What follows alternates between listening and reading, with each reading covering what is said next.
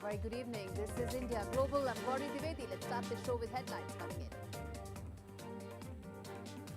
And splashdown. Crew 9 back on Earth. And splashdown. Sunita Williams homecoming. Astronauts picture perfect splashdown. Donald Trump on Williams returned. He says that promises made, promises kept. Prime Minister Modi says unwavering determination inspires millions.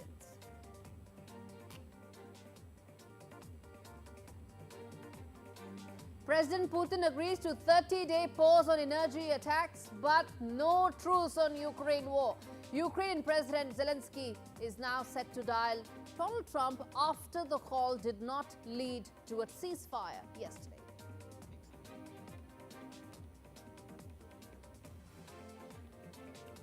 External Affairs Ministry reacts to renewed Israeli attacks on Gaza. It says that concerned over the situation and it's important that hostages are released. It's a big NDTV World exclusive with Israeli Envoy Reuven Azar, who says that war will continue until the hostages return.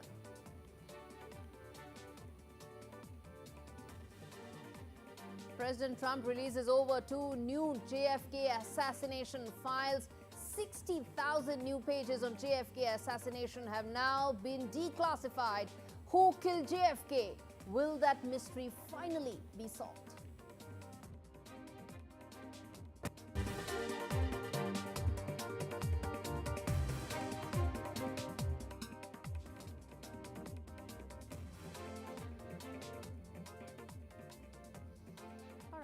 Top story on India Global from Pakistan, where the Army Chief General Asim Munir has emphasized the need to turn Pakistan into a hard state. Now, why is he saying that?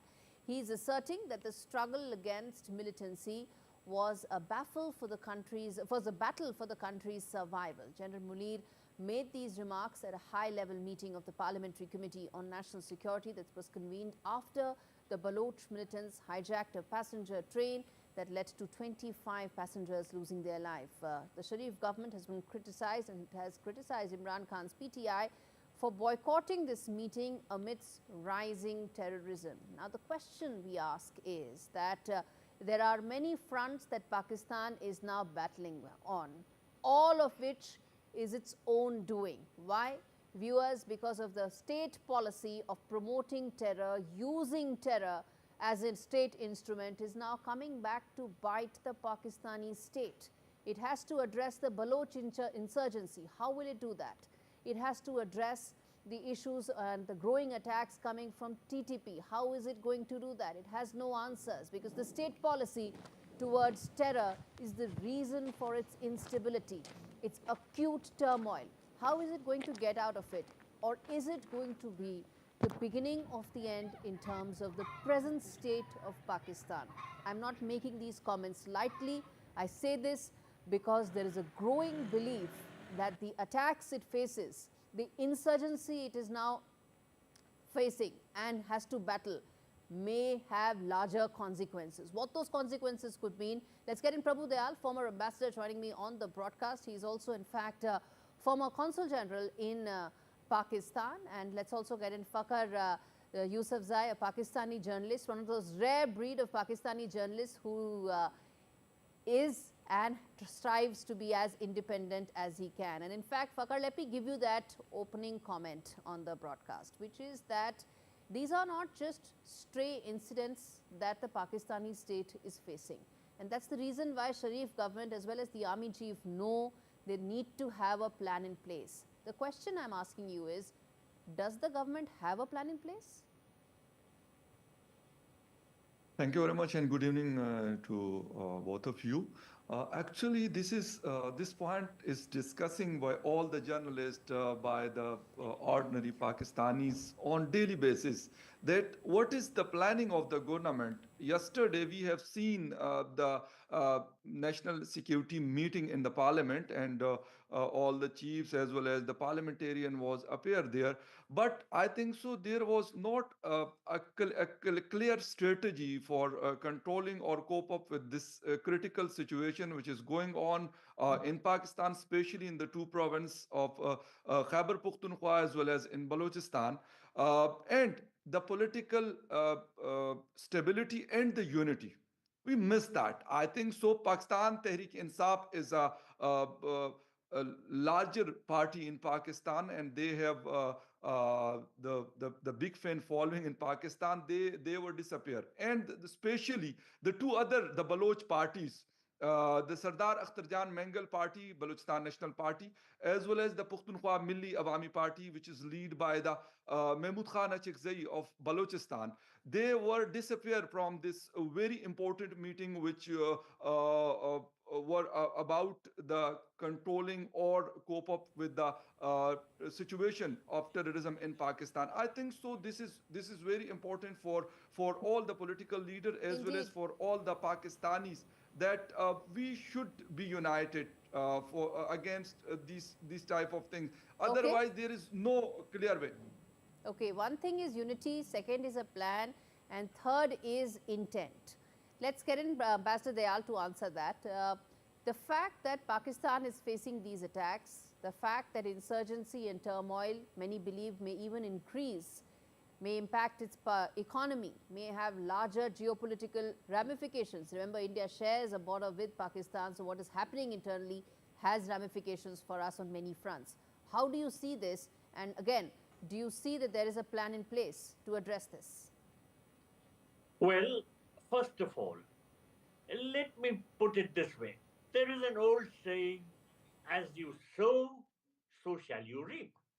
Now, for several decades, the Pakistan government, especially the army and its intelligence wing, the ISI, have used terrorism as an instrument of state policy.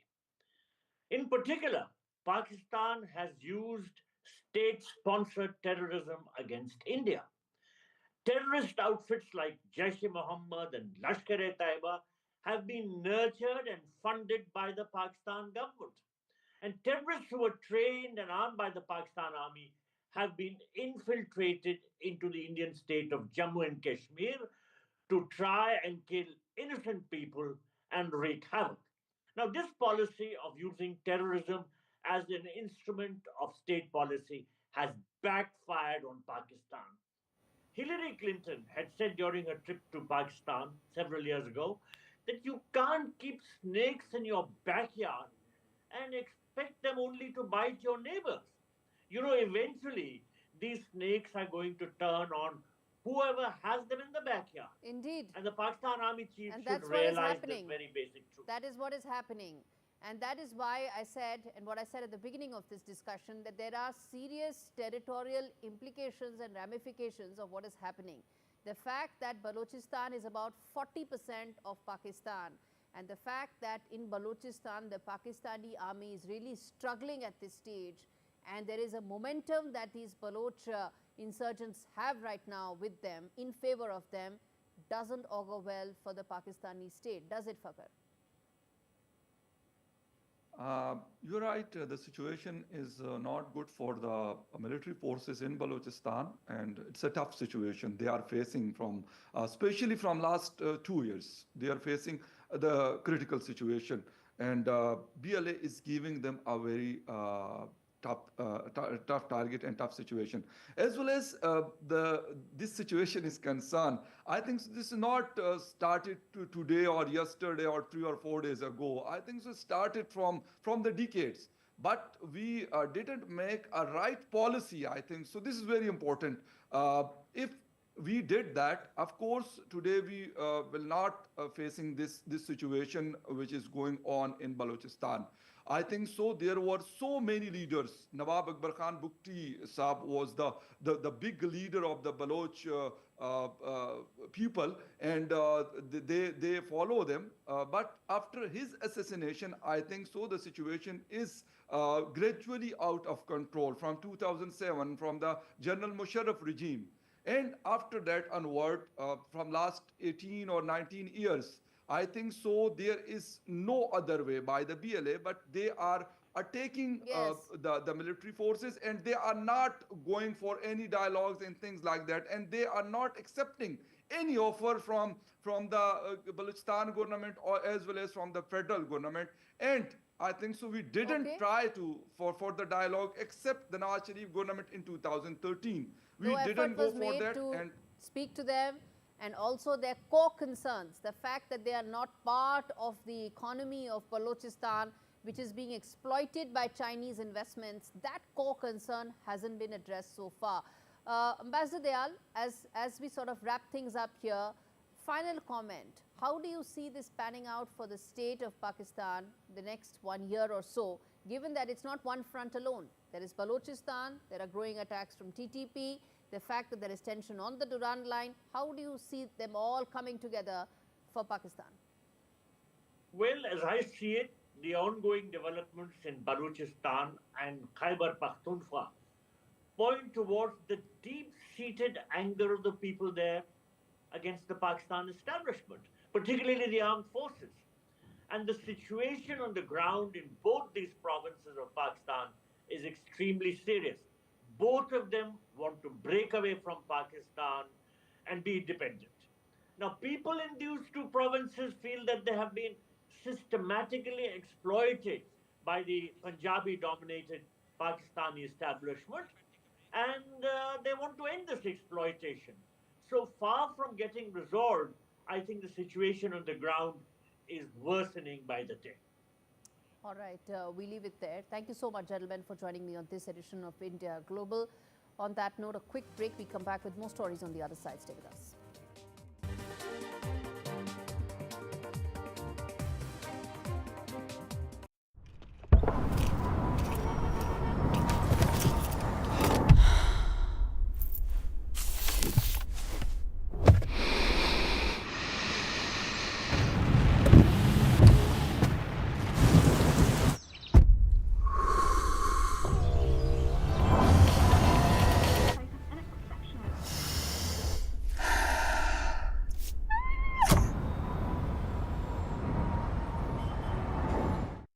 Children affected by the war in Ukraine still need our help.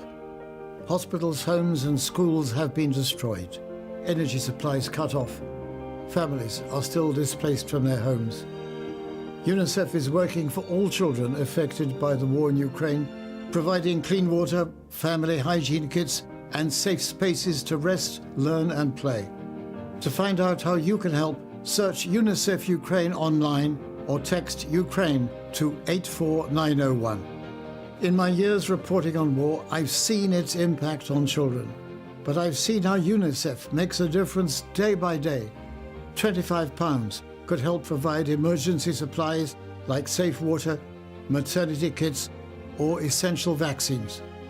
Search UNICEF Ukraine or text Ukraine to 84901. And help children caught up in this terrible war today. Find a pet-friendly Italian restaurant with outdoor seating nearby and text it to Luca. Find it real quick. Send it to the click. Well, this is sick. Get your Samsung Galaxy S25 Ultra with Galaxy AI and save up to £744 when you trade in a Samsung Galaxy S23 Ultra on 3. Life needs a big network. The all-new Tempur Pro, our most adaptive mattress ever. Born from NASA technology, billions of ultra-sensitive cells relieving even more pressure for ultimate comfort and support. Now available with SmartCool technology. Tempur, the future of sleep is here. Armed in? Okay, now, you can have a great first day. I promise, all right? Give me that. Your donations helped 3D print his heart to guide his surgery and saved his life with a groundbreaking innovation.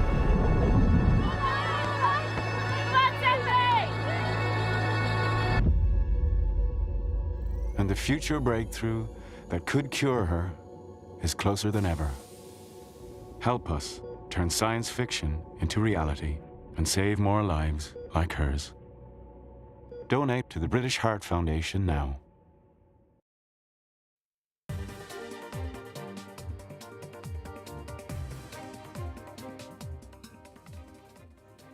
Turning attention to Bangladesh, where the new student-led party, that is the National Citizen Party, has expressed that they don't want Awami League, the party of the deposed Prime Minister Sheikh Hasina, to participate in the upcoming elections as and when they take place.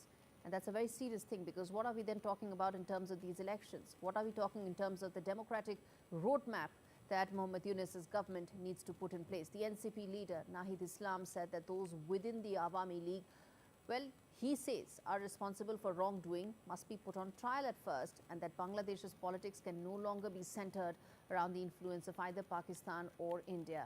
Since Sheikh Hasina's ouster last year, the Yunus government has been targeting the former Prime Minister and those associated with her and the Awami League, seizing their properties and bank accounts. When asked if the NCP wanted the polls to be held, Nahid Islam said an election is not our immediate priority, and we are not at present setting a specific timeline for the election. It's not about when an election will take place. It's about as and when an election will take place. If you don't have Awami League, what are you doing and what are you really establishing in terms of the democratic framework? Of course, there were efforts that were made by Sheikh Hasina's party last year. The reason why the turmoil probably took place and expanded to the extent that it did, but doesn't mean that the same mistakes have to be repeated all over again. Let's get in Dr. Siddharth, who's a fellow at CSDR, Council for Strategic and Defense Research, to understand what this means in terms of A, the return to democracy, and B, the larger change in the political framework of Bangladesh. Siddharth, explain to us how significant this is and its long-term implications for Bangladeshi politics. Thank you for having me here. I'd just like to maybe set the context. So the context is that Bangladesh has been stuck between revolutionary impulses since August last year and the eventual end goal, which is normal electoral politics, representative democracy, right? And the students' wing of the interim government, Students Against Discrimination, has had a good run until now because they have been able to present themselves as representative of the people of the nation because they were at the forefront of the revolution, right? Now, as they have formed the political party and as they've taken the plunge towards electoral politics, I think they will lose some of that moral force, that sheen, and increasingly they will be seen not as innocent representatives and heroes of the revolution, but as a force that has stakes in power, that wants to acquire power and will try to form its own coalitions and will have its own networks of patrons and so forth, right? So in that sense, this could be a net positive for India because India has always hoped that Bangladesh quickly move towards a more pragmatic form of electoral democracy. And not simply, and what we've been seeing over the last 2 months especially is a breakdown in the law and order, which even the proponents of the revolution, including Nahid Islam in his interview, has said that there has been an escalation of chaos. The primary victims of which have been increasingly women, increasing amounts of moral policing against women. Yes. There was a very ugly attack on Tanveer Imam's house, Radical a member Islam of Awami. is also taking shape and Exactly. becoming more prominent as a thought in Bangladesh right now. Yes. As we see these forces emerge, for instance, the HUT and the movement for Khilafat, I think there will be a sentiment in civil society that, there was a reason why Sheikh Hasina was still somewhat popular, why the Awami League still exists. Yes. And despite maybe some excesses, so that is a force that so at this point, if the Awami League is banned and extricated from the national mainstream, then it will be a Yes. signal to more radical forces that Indeed. their time has I come. was coming to just that is this going to be a stepping stone to more radical or radicalization of Bangladesh being complete to that extent? Yes, exactly. So much hinges on that. And one would hope that those who are in the position to make decisions, be it the army chief, be it the interim government, Mohammed Yunus, I hope that they take that into account, that it is up to them if they want to restore stability, which is important for the economy, for their foreign relations, for relations with India. Then much of that depends on how they look at Awami League. And just to take one more minute, I think there's a lesson. I mean, I don't like India to give lessons to many countries, but in this case, India does have a good track record. We are the only long-standing surviving representative democracy in the region. One would recall how Indira Gandhi imposed the emergency in 75, lost elections in 77, but India as a republic did not ban any political party like the Congress party, right? It's the people who would decide whether the emergency is around, right? And so in South Asia, democracy is a healer, it's a stabilizing force. And if Bangladesh wants to be stable and improve its GDP and all of that, then banning Awami League will definitely not be a good the answer. Absolutely. Thank you so much, Siddharth, for joining me today on India Global. And I'm going to now turn attention to the tragic case about Sudiksha Konangi, where a judge in the Dominican Republic has granted a request for freedom for Joshua Stephen Ribe, who investigators believe was the last person to see missing U.S. student Sudiksha Konangi alive nearly 2 weeks ago. After an extensive search, Sudiksha's parents have asked officials to declare their daughter legally dead. This report brings you up to speed with that tragic case. Authorities have identified a person of interest in the case of Sudiksha Konangi's disappearance. The man has been questioned over disappearance of a college student during spring break in Dominican Republic. But nobody knows where the body is, and that's the big question.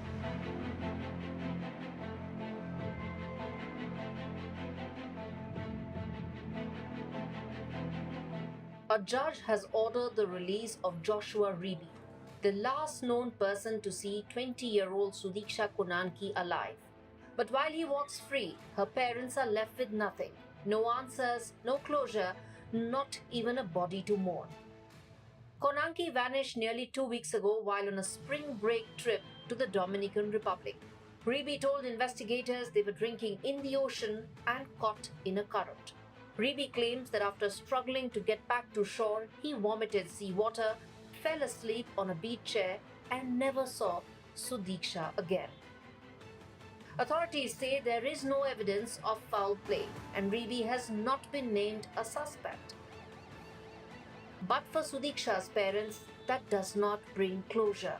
After days of searching, they have now asked officials to declare their daughter legally dead. A young woman disappeared without a trace.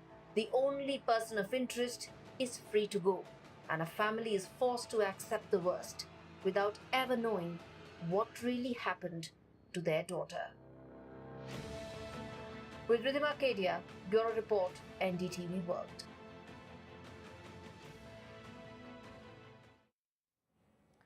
US President Donald Trump has released thousands of records related to the assassination of President John F. Kennedy, seeking to honor his campaign promise to provide more transparency about the shock events in Texas that took place decades ago. Soon after resuming office, Trump signed an executive order directing the release of those classified files related to the assassination of JFK, Robert F. Kennedy, and Martin Luther King Jr.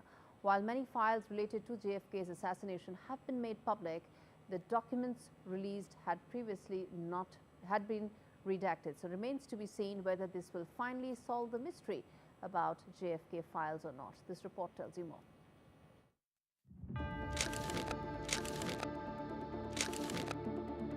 The assassination of former US President John F. Kennedy in 1963 has long been a source of intrigue and speculation. The release of almost 80,000 previously classified documents has reignited the flames of curiosity. Documents released show that the CIA investigated anonymous phone calls made to the US Embassy in Australia just before and after the assassination. According to the documents, the top Australian spy boss, Sir Charles Spry, had asked the CIA to keep the probe secret. JFK's nephew, Robert F. Kennedy Jr., who is now a member of the Trump cabinet, has alleged CIA involvement in his uncle's death. JFK's murder has been the subject of unending conspiracy theories, despite the assassination being attributed to lone gunman Lee Harvey Oswald. Interestingly, the documents reveal that Oswald was never under the Russian intelligence agency's control. Despite the excitement around the files, there seems to be no groundbreaking unveiling of truth, and the narrative doesn't seem to have been altered. Historians and scholars do not expect major revelations. So there are going to be surprises in there, but I just don't think there are going to be that many surprises about JFK's assassination. So far, 99% of Kennedy papers have been released. According to reports, more than 2,100 files remain fully or partially withheld, and another 2,500 remain under court-ordered seals, likely to fan more conspiracy theories. With Vishal Vivek, Bureau Report, NDTV World. Quick break, more on the other side. Stay with us.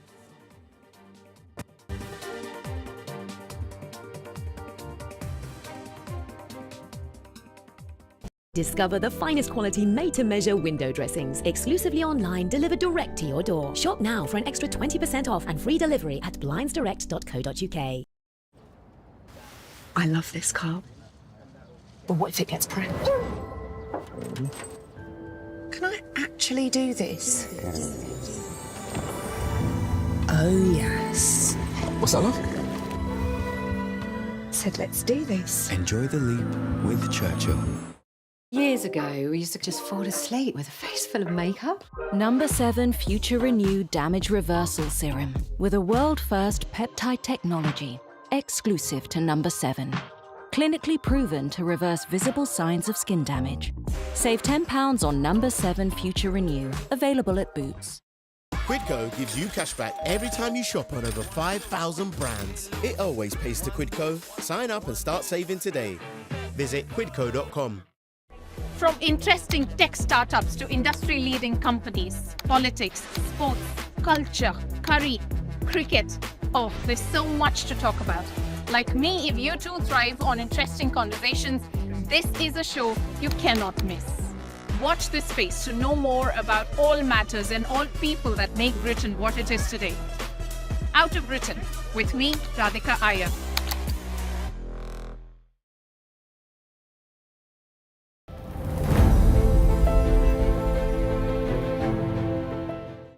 One of your primary concerns and one of your primary responsibilities is to deal with the threat of terror. And at the moment, we see a great deal of that out of Yemen. We see attacks on shipping taking place, and we see the United States being very much on the offensive.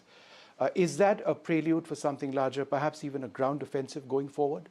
I mean, you look at President Trump's leadership going back through his first term as president, he has been and remains very committed to combating and defeating the threat of Islamist terrorism that not only affects the United States, the American people, our own safety and security, but it is affecting so many people in different parts of the world.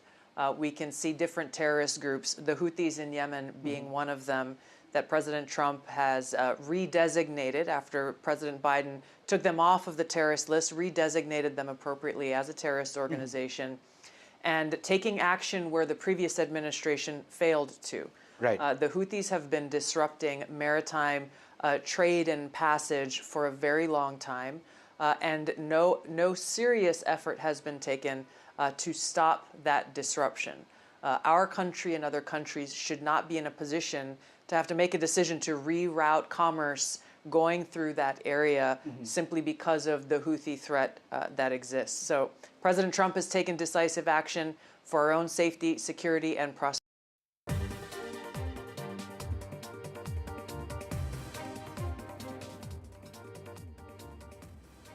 Russian President Vladimir Putin has agreed to temporarily pause attacks in Ukraine's energy infrastructure, but a broad US-backed ceasefire deal to end the Ukraine war has been rejected. In a rare phone call with President Trump on Tuesday, this is what has been agreed upon. Shortly after the call, reports emerged of Russian drones targeting Kiev and other cities of Ukraine.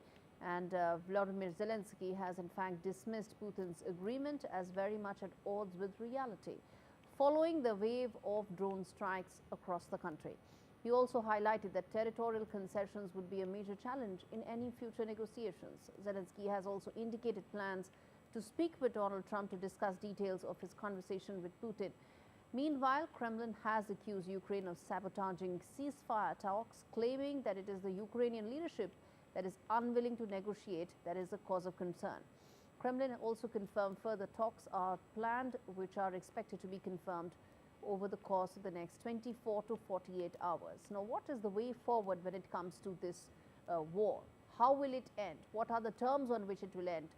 What really is the path towards peace? That is what we're going to discuss with the guests joining me today on the broadcast. Let's put those big questions on the screen as well to understand what is it at stake here. Firstly, Putin's truce terms on Ukraine aid, are they a sticking point? The second key question that I will pose to the guests is Trump and Putin, are they making contradictory claims in terms of who said what is the position, and what's the way forward? Will Donald Trump yield to Russia's demands to reach truce? That is what is increasingly looking like as a possibility. And will the halt on energy attacks really be the beginning of a larger peace deal? And is that really on the table still? And lastly, what about those sanctions that President Trump spoke about just about a fortnight ago, less than a fortnight ago? What happens to those? Will they be implemented, or will that be a lever that will probably be used for another day? Let's get in Fred Wire, who's a senior journalist joining me from Russia. Andrew Latham joining me from Minnesota. Thanks much, gentlemen, for joining me on this edition of India Global. In fact, let me start with you, Fred. The fact is, as things stand right now, there is as much clarity as there was probably before this call, only difference being that energy attacks may not happen, but that is no indicator of whether or not there is a larger peace deal on the table. Yes, well, first of all, both sides launched swarms of drones against each other last night, and they're both angrily accusing each other this morning. But in fact, the ceasefire is not yet in effect. Its terms and conditions haven't been settled, so that will happen in Riyadh on Sunday. And how these things normally work is they hammer out the terms, and then they set a day and an hour when the ceasefire will officially begin. That hasn't happened yet. So much of this talk about today is pointless. I don't know. I'm a glass half full kind of guy. I think that Putin agreeing to a partial ceasefire is progress. Of course, it is a ceasefire in an area where they both will benefit, because both Russia and Ukraine have suffered terribly from these infrastructure attacks. Russia against Ukraine's electricity grid, Ukraine against Russian oil refining and storage capabilities. So it's not a terribly dramatic step. A lot depends on what is being hammered out. Okay. Under the carpet, and that we don't know. Okay, Professor Andrew, how confident are you, how optimistic are you that a peace deal is still on the table? Because from what it looks like, it's a very small aspect of what the larger conversation needs to be, which is attacks on energy infrastructure. Well, I'm a glass entirely empty kind of guy, unlike my colleague here. I don't see, you have to differentiate between a short-term ceasefire and a permanent peace. Short-term ceasefire is problematic in and of itself. President Putin knows that his forces are winning. They've pushed the Ukrainians out of the Kursk salient. They're making slow but steady progress in Donetsk, in the broader Donbass, in fact. He knows so he's they've got winning the this military war. momentum with them. They've managed to get some sort of a reprieve, but they've been able to ensure that nothing major in terms of a larger discussion is on the table, which means that the military momentum can continue, allowing President Putin to probably come back on a table at a time when he'll have more leverage against Ukraine. Yes, and if we look beyond any kind of 30-day ceasefire and we look at the basis for a durable long-term peace, there's almost no common ground. The Russians are going to insist on not just holding the territory they have, but getting all of those 4 oblasts, all of those territories which are embedded in the Russian constitution. They're not going to compromise on this, and President Zelensky and the Ukrainians are not going to compromise. They've said flat out, yeah, we'll have to put up with the occupation for a while, but we will never recognize the Russian sovereignty over these 4 provinces or oblasts. That's not going to happen. And so even just that makes it almost impossible to negotiate a peace deal. And there's the broader issue about predators and prey. Predators don't negotiate with prey. And I think we know who the predator is here, and I think we know who the prey is. Fred, you want to come in there. You want to come in on the fact that what happens to these territories, and that is really the sticking point, isn't it? It's not intel, it's not aid, it is those territories. No, I don't think that the Russian priority is territory. Yes, they have annexed in their own legal system those 4 oblasts, and they will insist on them. But the main Russian demand, and I get this from Russian foreign policy experts all the time, is about the type of Ukrainian state that will emerge. They want a state that will be not only neutral, but substantially demilitarized. They want a sort of jumped up Finlandization of Ukraine. It can have its own territorial integrity, and absent those annexed lands, it can have its own form of government. They even say it can join the EU, but it has to be firmly in the Russian sphere of influence in those fundamental ways, in that it will never again be, as they see it, a Western outpost jutting into Russia's gut. That's the way they put it. I'm pretty sure that even if Putin wasn't winning on the battlefield right now, he would be insisting on that. So if Trump can't pull it out of the hat, the Russians will just keep on fighting. Andrew, is that what you think is likely to happen? I couldn't agree more. I think there's that territorial piece, I think, is actually quite important. But what they want is a buffer between Russia and NATO. And I think they would be open, Putin would be open to Ukraine joining the European Union, although that was a sticking point at some point. But NATO is absolutely not on the table. And you know what? NATO's own rules don't allow a state to join NATO if they have disputed borders. So that's a non-starter. Some of the other adjacent issues are whether there'll be French or British boots on the ground to reassure the Ukrainians in any kind of peace agreement. Putin has said absolutely no.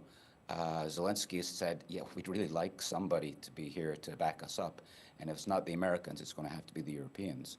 But I don't see, even if I can concede the possibility of some kind of truce and ceasefire, I just don't see the prospect of reconciling the irreconcilable, which has to do both with territory and also with Ukraine's place in that part of the world.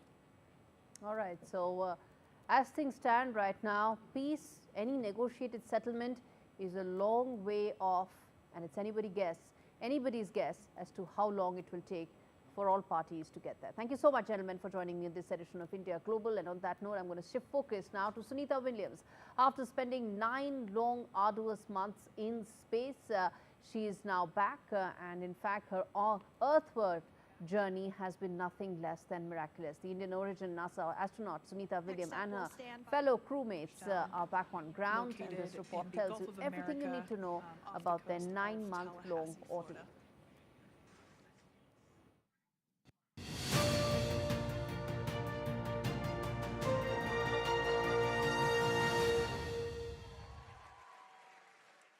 Dragon re-enters the Earth's atmosphere. All of that is expected.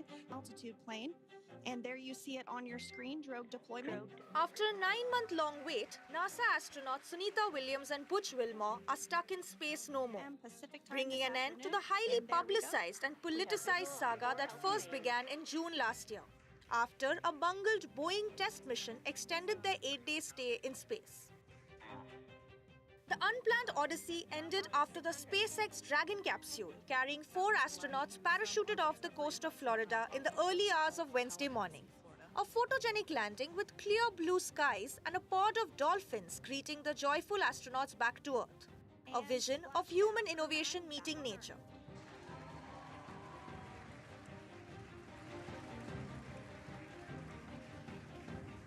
It is awesome. They have Crew 9 home, just a beautiful landing. Emerging from the capsule, the astronauts were seen smiling and waving to cheers and applause from the recovery crew, before being whisked away for medical evaluation to the Johnson Space Center in Houston, where they would be reunited with their families and continue to adjust to their return to Earth.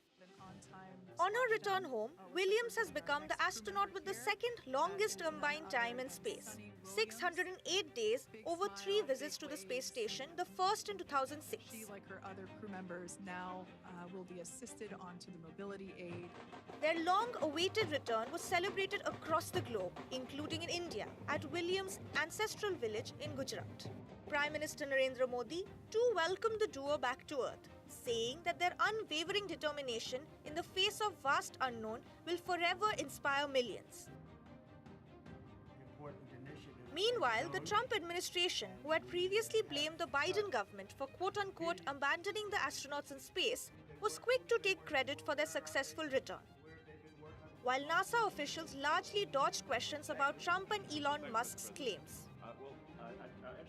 Our job at NASA is to successfully and safely fly these missions. We fly it with the laws of physics, and we fly it with our commercial partners.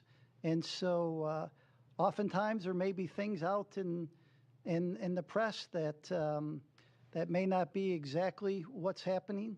And our job is to fly these missions, and regardless of what you read in the press, our job is to fly successful missions, safe missions, and do the science we do on board the International Space Station. Despite the politicization of this mission, NASA reiterated the importance of working with private partners such as Boeing and SpaceX. Nevertheless, Sunita Williams and Butch Wilmore's safe return is a testament to the power of human resilience and the lengths it can take humanity. Disha Bagchi for NDTV.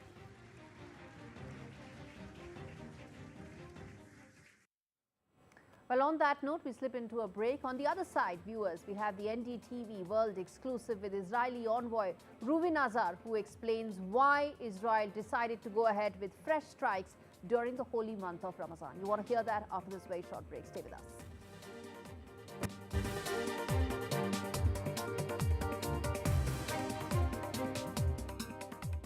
It feels good knowing that your future's in hand. Evlo can offer you a loan from £1,000 to £15,000. Get your conditional decision in minutes.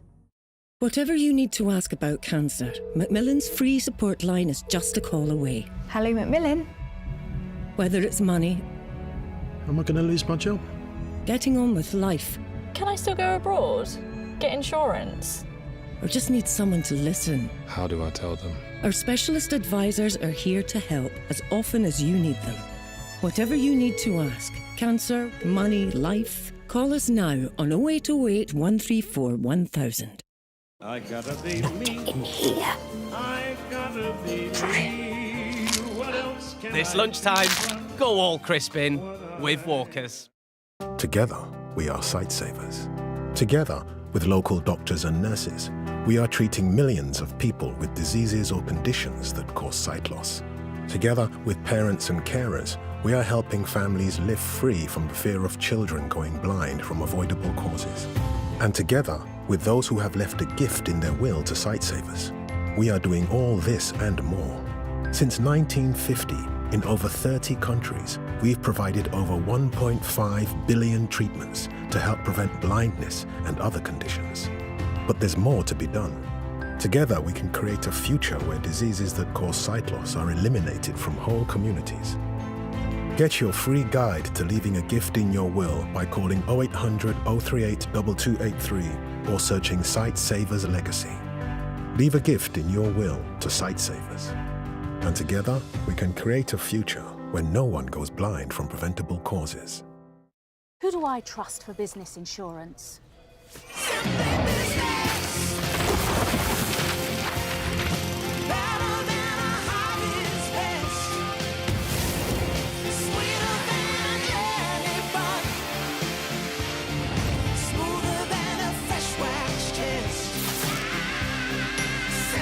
If you need business insurance, join nearly 1 million customers who trust Today, criminals can use AI to invade your online privacy. Norton VPN Ultimate. Advanced tech for advanced threats. With Post Office Over 50s life cover, enjoy peace of mind knowing your family will receive a guaranteed payout when you're gone. UK resident 50 to 80, your guaranteed acceptance. No health checks and from just £1.15 a week. Plus free 24/7 GP access with the health and wellbeing benefit. Purchase and receive a £125 gift card for amazon.co.uk, Tesco or M&S. Call Post Office on 0800 171 2211.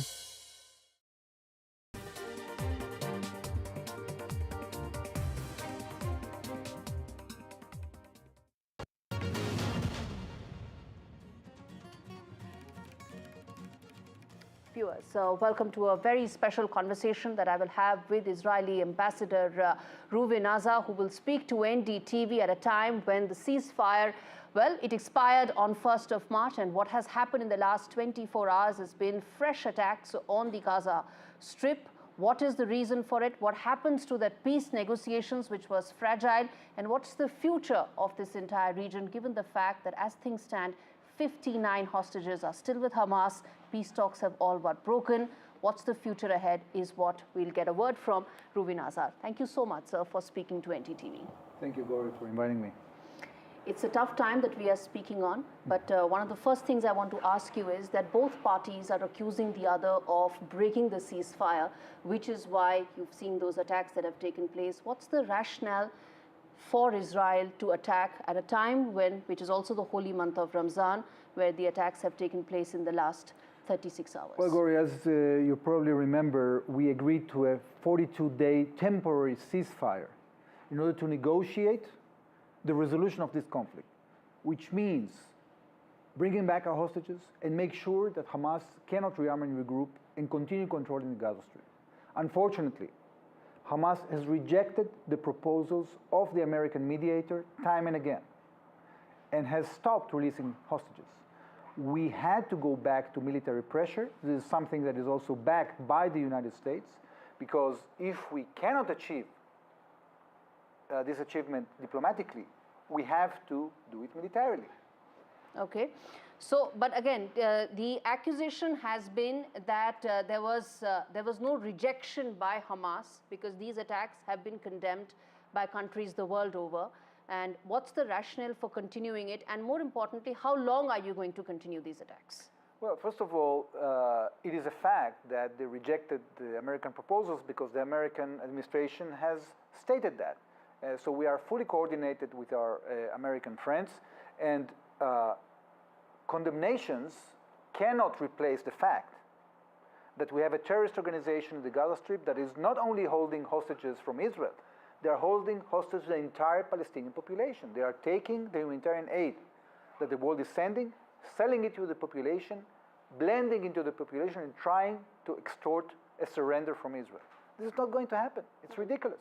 So what we expect from the international community is to put pressure on Hamas and create peace in our region through a diplomatic process that will take the top brass of Hamas out of Gaza, will give hope to the Palestinian people with a new moderate leadership that can actually allow real assistance from the world in reconstruction of the Gaza Strip, in a better future for Palestinian people.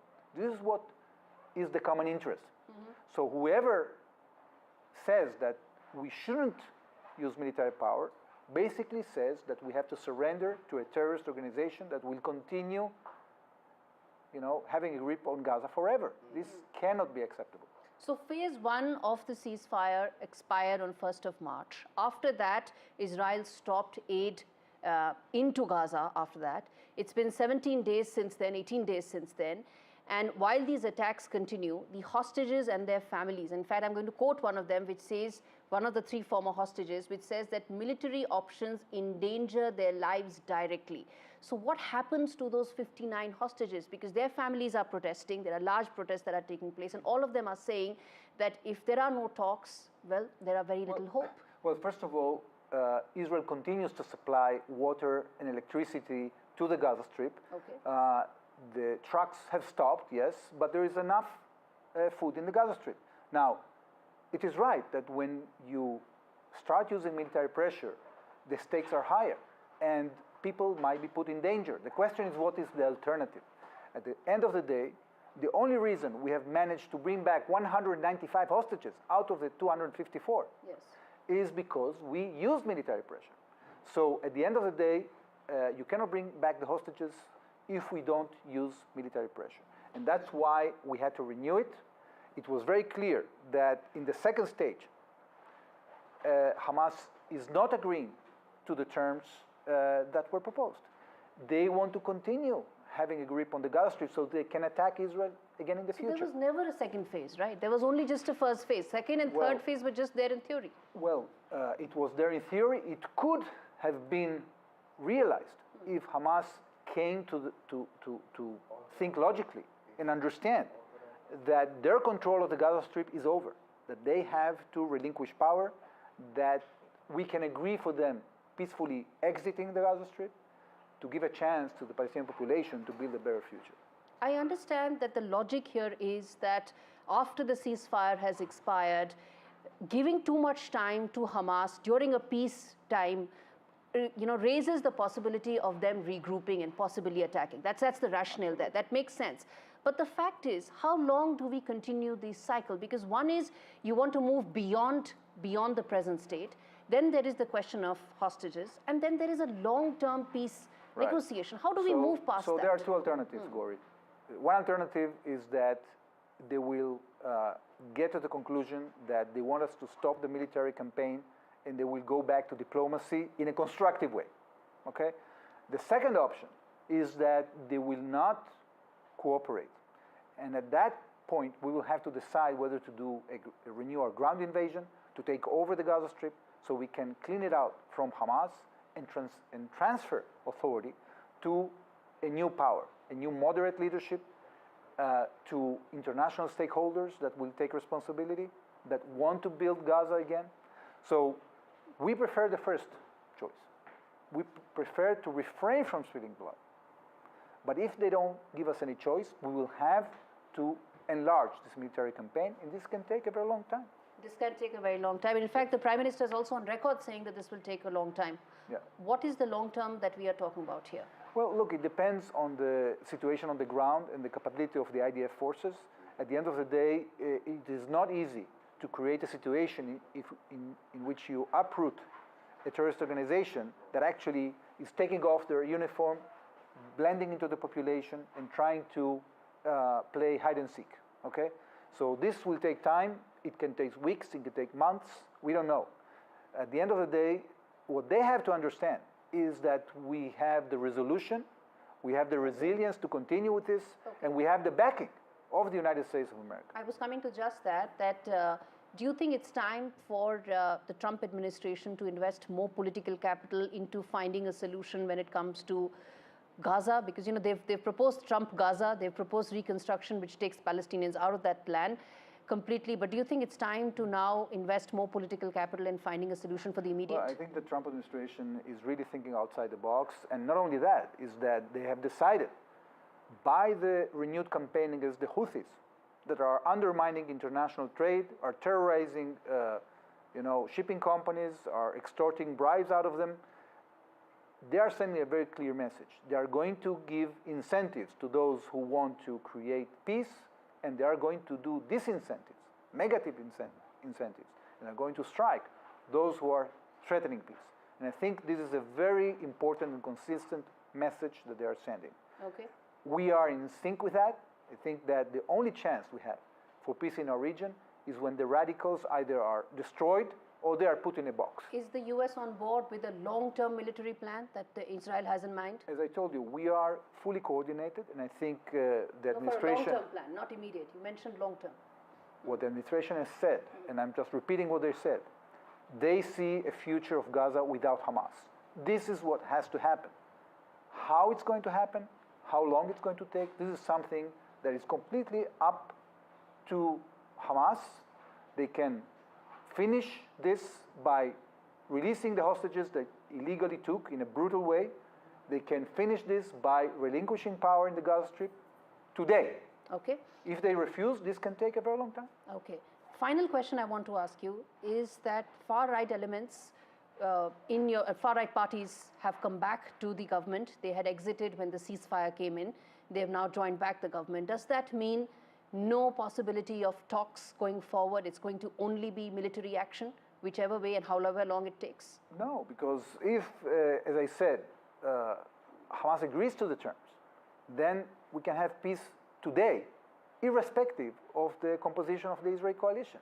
What the right-wing parties, or some of them, have said in the past is that they don't believe that Hamas is willing to relinquish power. So we gave a chance with this diplomacy. We gave a chance with this ceasefire, despite the fact that we knew that Hamas is going to use